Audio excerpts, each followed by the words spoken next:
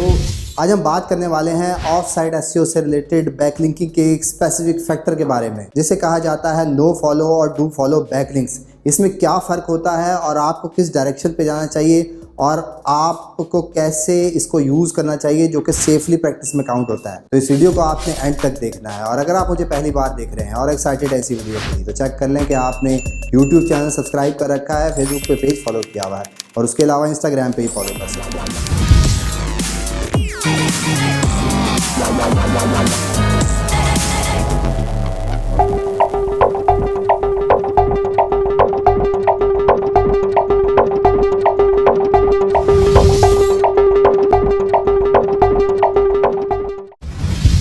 जी हाँ, मैं हूं Asfar, digital marketer, project consultant and commercial blogger. जैसे कि आप सब लोगों को पता है कि ऑफ साइट एसईओ का एक इंपॉर्टेंट फैक्टर बैकलिंकिंग है और ये बैकलिंकिंग आगे जाकर डिवाइड होती है दो टाइप्स में। नंबर 1 है नो फॉलो बैकलिंक्स और नंबर 2 है डू फॉलो बैकलिंक्स।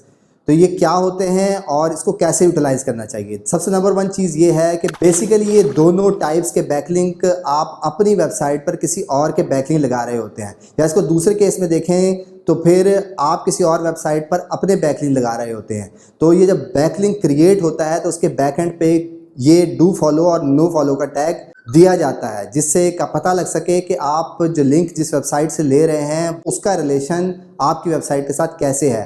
तो जब आप किसी वेबसाइट से बैकलिंक लेते हैं और वो आपको डू फॉलो बैकलिंक देता है, इसका मतलब होता है कि वो अपनी अथॉरिटी आपको देना चाहता है, जिससे आपको उसकी अथॉरिटी मिलती है और आपकी पोजीशन सर्च इंजन में इंप्रूव होती चली जाती है। दूसरे नंबर पे नो फॉलो बैकलिंक जब आपको कोई वेबसाइट से देता है या आप क्रिएट करते हैं किसी भी वेबसाइट पे नो फॉलो बैकलिंक, तो उससे आपको किसी भी किस्म की अथॉरिटी नहीं मिल रही होती। आपके माइंड में ये क्वेश्चन आएगा, जब हमें किसी भी किस्म की अथॉरिटी नहीं मिल रही होती तो हम नो फॉलो बैकलिंक क्यों क्रिएट करते हैं।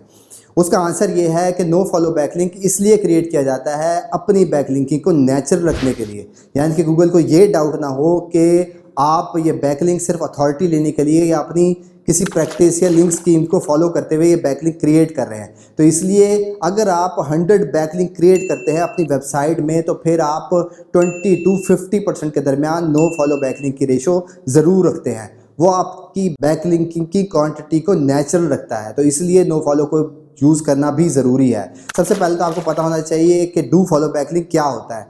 डू फॉलो बैकलिंक वो बैकलिंक होता है कि ऐसी वेबसाइट से आपने अपने पेजेस पर लिंक किया हुआ है कुछ और वेबसाइट्स को जो कि आप समझते हैं कि क्रेडिबल है, जिनको डू फॉलो लिंक दिया जाता है। नंबर 2 पे आते हैं नो फॉलो बैकलिंक, यानी कि वो बैकलिंक होते हैं जिस पर आपको उसकी हिस्ट्री पर डाउट होता है और जब अपने पेज पर आप उनका लिंक लगाते हैं तो उसको नो फॉलो बैकलिंक क्रिएट करते हैं, जिससे आप नहीं बताना चाहते।